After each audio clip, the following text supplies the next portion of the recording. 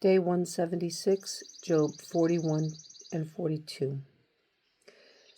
Can you pull in the Leviathan with a fishhook or tie down his tongue with a rope? Can you put a cord through his nose or pierce his jaw with a hook? Will he keep begging you for mercy? Will he speak to you with gentle words? Will he make an agreement with you for you to take him as your slave for life? Can you make a pet of him like a bird or put him on a leash for your girls? Will traders barter for him? Will they divide him up among the merchants? Can you fill his hide with harpoons or his head with fishing spears?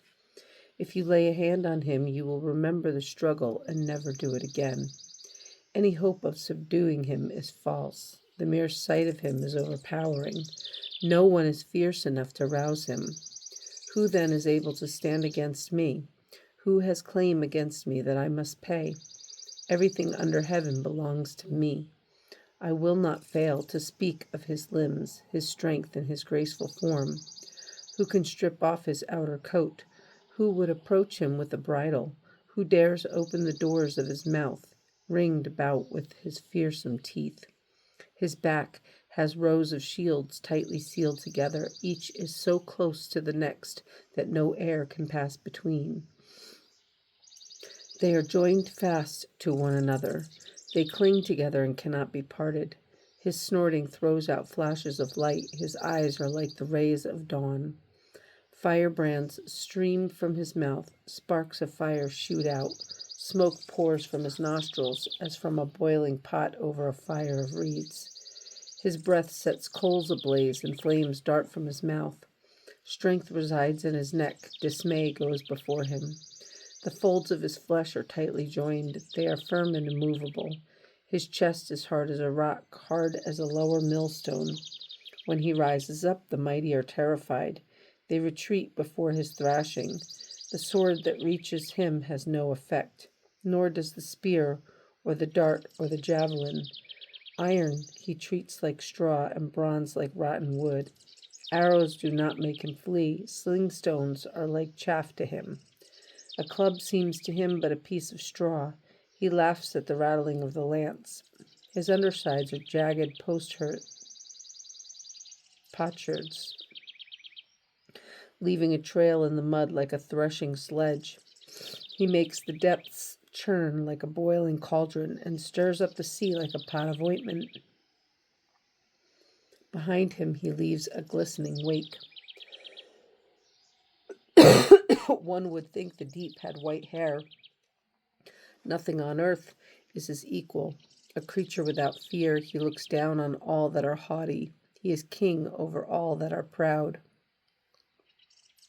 Job 42. Then Job replied to the Lord, I know that you can do all things. No plan of yours can be thwarted.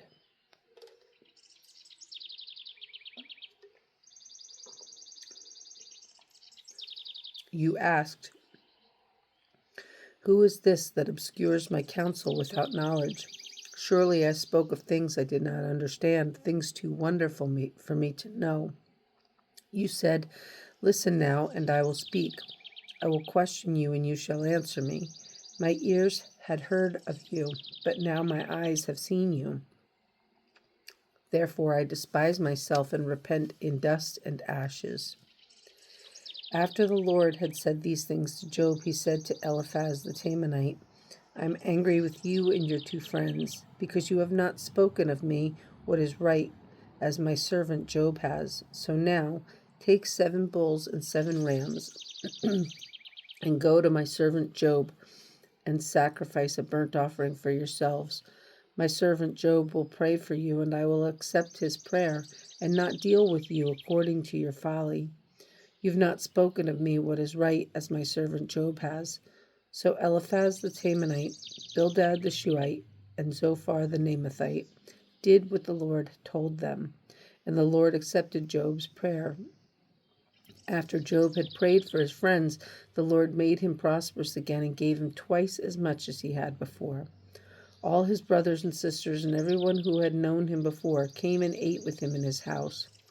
They comforted and consoled him over all the trouble the Lord had brought upon him, and each one gave him a piece of silver and a gold ring. The Lord blessed the latter part of Job's life more than the first.